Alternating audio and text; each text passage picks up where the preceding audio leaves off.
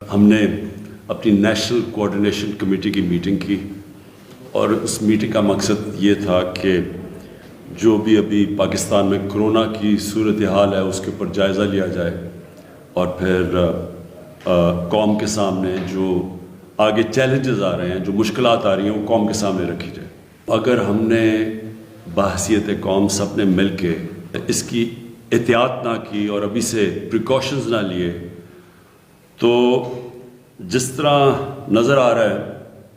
کہ ہسپتالوں کے اندر جو کرونا کے مریض ہیں وہ بڑھتے جائیں گے اور ایک ایسا وقت آ جائے گا کہ ہسپتالوں میں جگہ نہیں ہوگی۔ کیونکہ ملتان میں جلسہ ہوا تھا تو ملتان کے اندر 64% بسترے اب جو کرونا کے لیے رکھے گئے تھے 64% بستر بھر چکے ہیں۔